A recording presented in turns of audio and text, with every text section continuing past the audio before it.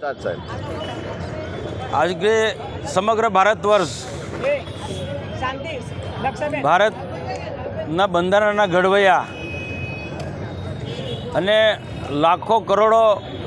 ગરીબોના મસીહા સમાજ ઉદ્ધારક એવા ડૉક્ટર બાબા સાહેબ આંબેડકરની આજે 133મી જન્મજયંતિ ઉજવાઈ રહી છે। આ પ્રસંગે ભરૂચ શહેરમાં પણ ભરૂચ જિલ્લા ભારતીય જનતા પાર્ટી આયોજિત દલિત મોરચા ભારતીય જનતા પાર્ટીના અન્ય આગેવાનો ધારાસભ્યશ્રીઓ રમેશભાઈ મિસ્ત્રી, અરુણસિંહ રણા, જિલ્લા ભારતીય જનતા પાર્ટીના પ્રમુખ મારુતિસિંહ આટોદિયા, વરિષ્ઠ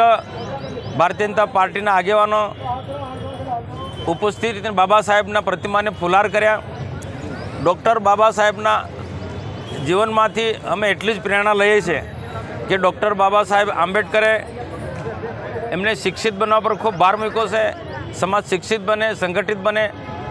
અને ધ્યેય સુધી પહોંચવા માટે, મંજિલ સુધી પહોંચવા માટે ખૂબ સંઘર્ષ કરવો અને આજે દેશના પ્રધાનમંત્રી નરેન્દ્રભાઈ મોદી સાહેબ દેશને એક સમૃદ્ધ રાષ્ટ્ર બનવા માટે,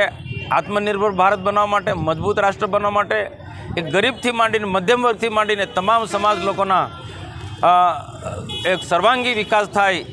એને ધ્યાનમાં રાખીને, દેશના બંધારણને ધ્યાનમાં રાખીને આજે રાષ્ટ્રનો વિકાસ કરી રહ્યા છે। આજે ખરેખર બાબા સાહેબ આંબેડકરના મૂલ્યને સાચા અર્થમાં દેશના પ્રધાનમંત્રી નરેન્દ્રભાઈ મોદી એના વહીવટમાં અમલ કરી રહ્યા છે।